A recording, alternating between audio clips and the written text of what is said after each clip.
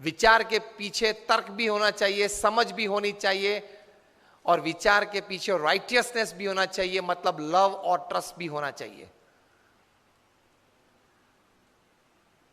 हर विचार को लॉजिक के बैलेंस से तो नहीं मापदंड निकल सकते हम।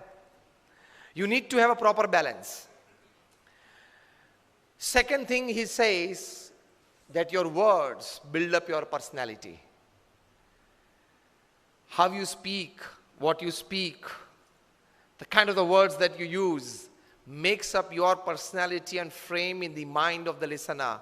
So speak thoughtfully. Second part of success.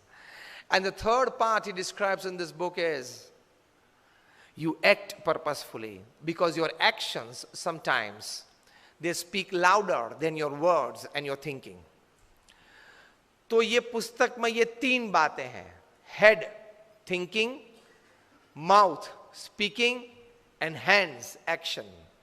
ये तीनों का सही कॉम्बिनेशन चाहिए, ये तीनों में सही एटीट्यूड्स चाहिए, then you are successful. So think rationally and rightly, speak thoughtfully, and act purposefully. That is called a complete formula for intelligence quotient, जिसको हम IQ बोलते हैं। ये बात मैंने इसलिए की कि सक्सेस के लिए, पूर्ण सक्सेस के लिए ये तीन बातें चाहिए।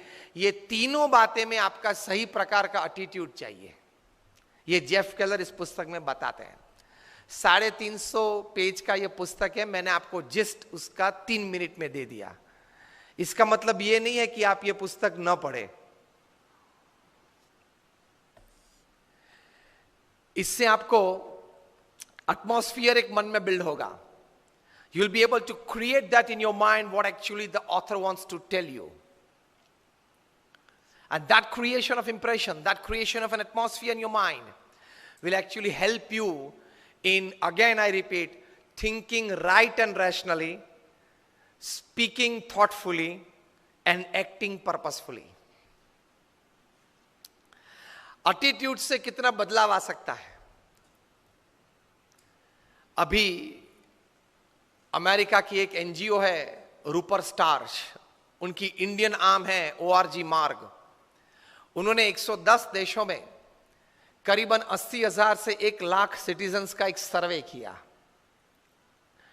उस सर्वे में 7-8 मुद्दे थे।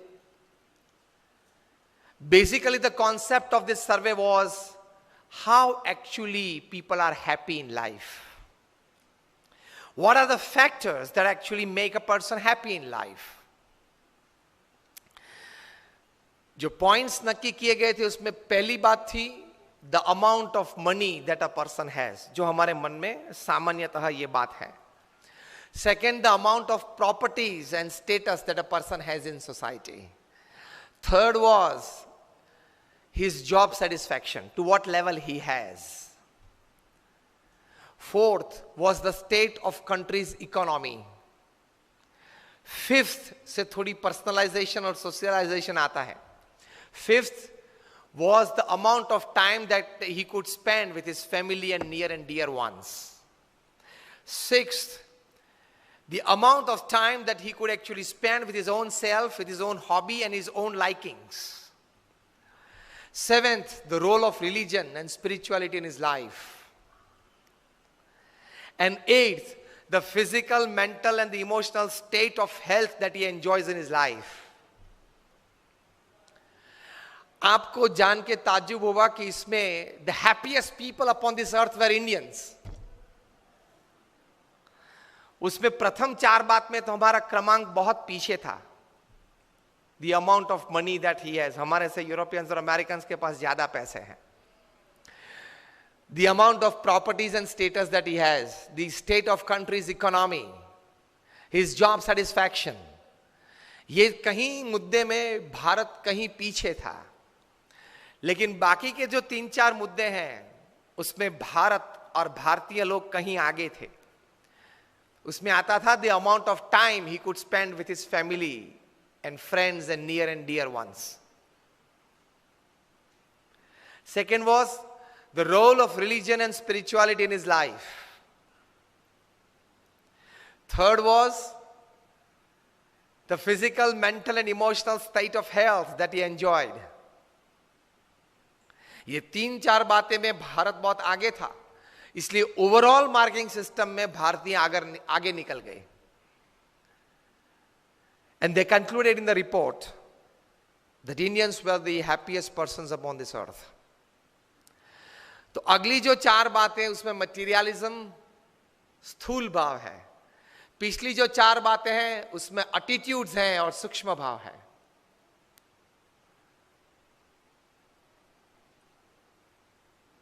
आगे की जो 4 बातें उसमें मटीरियलिज्म है, state of countries economy and money and status, और स्थूल भाव है. पिछली जो 4 बातें उसमें ऐसा कोई स्थूल प्राप्ति नहीं है. It's just attitudes and thinking in your life. कम कर दिया. It's just attitudes and thinking in your life, which is more important. वो ज्यादा important है. तो ये हुई attitudes के बारे में उसके महिमा की बातें. Now, how could attitude practically help you in life? That is more important. मैं अच्छी बातें किसी सद्गुण पे करूं, लेकिन आप तो ये जानना चाहेंगे कि उसके मुझे प्रैक्टिकल जीवन में लाभ क्या होगा. That is more important. मैं अच्छे खाने की, भोजन की बातें आपको करूं कि गुलाब जामुन बनाए हैं, अच्छे परोठे बनाए हैं, सब्जी अच्छी है. आधे घंटे तक बात करूं, आधे घंटे के बाद आप क्या कहेंगे? कुछ परोस के सामने तो लाओ. ये जो मैंने 10 मिनट तक बात की, that was creating a platform and foundation of this great value called attitude. What great people have thought about it. What the survey in more than 110 countries of more than 1 lakh people have come out with. तो attitude की महिमा की बातें मैंने की. अब attitude की practical जीवन में जो लाभ है उसकी बात करना चाहूंगा. That is more important. How actually practically it helps in your life. तो पहली बात है, जीवन में अगर आपका एटीट्यूड मतलब अभिगम सही रहा, पॉजिटिव रहा, ऊंचा रहा मतलब हाई रहा, तो सबसे पहला प्रैक्टिकल लाभ यह है, you will be able to turn any unwanted situation, any negative situation, any weak situation to your advantage. परिस्थिति जीवन में कोई भी बनी, you will be able to turn that situation to your advantage. ये सबसे बड़ा लाभ, प्रैक्टिकल लाभ एटीट्यूड का. क्योंकि जो परिस्थिति आपके जीवन में नहीं आई है, वो आप नहीं चाहते थे, लेकिन फिर भी बन गई, खड़ी हो गई. वो परिस्थिति तो जल्दी बदलेगी नहीं. बदलेगी, साल 2 साल लगते हैं, 5 साल 10 साल लग जाते हैं. Situations don't immediately change in life.